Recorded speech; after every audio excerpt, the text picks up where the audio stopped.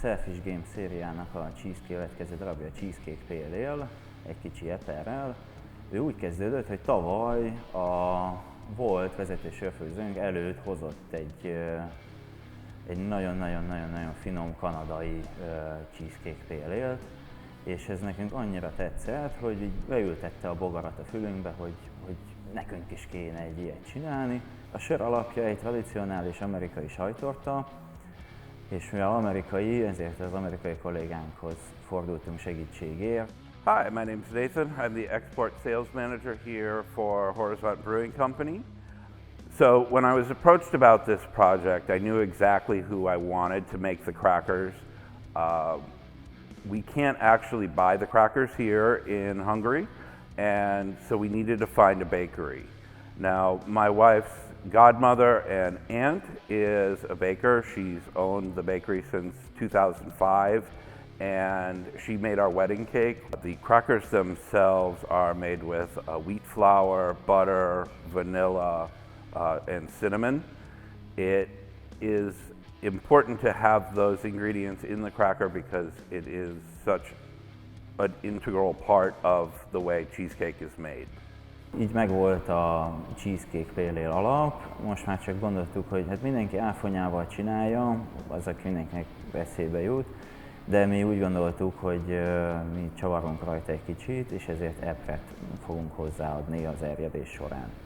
A sörnek a megjelenése az epernek a zavarosságától is függ. Mi, amilyen malátákat használtunk, törekedtünk egy ilyen világos ciklon szőke színre, de maga a Graham cracker nem tudjuk, hogy mennyi színt fog neki adni.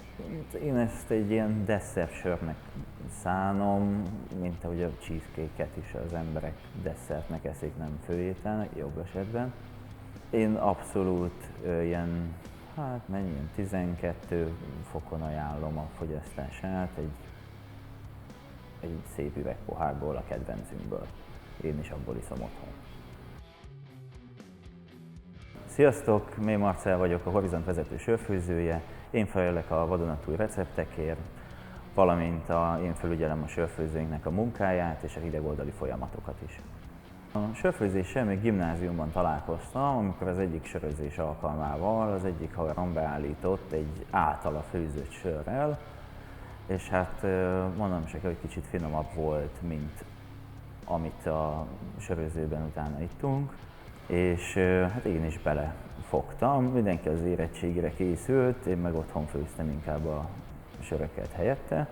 Most már 3,5 éve a csapattagja vagyok, jégkorongoztam 8 évet, szeretek utazgatni mindenfelé, mindenféle ilyen történelmi emlékműveket, főleg katonaiakat szeretjük nagyon. Nagyon ritkán tervezem meg az oda meg a vissza utat, ha bárhová utazom. Rendszeresen el is tévedek így. Bolyongtunk így már Szlovákiában, az erdőkben, sötétedés előtt. Én tévedtem el így Belgiumban, többször Franciaországban is, többször.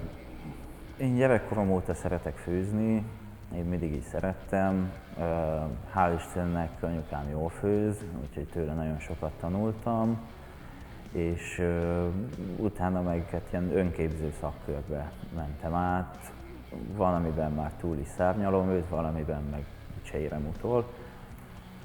A húslevest a mai napig nem tudok például főzni, de sokkal finomabb húsokat sütök, mint ő.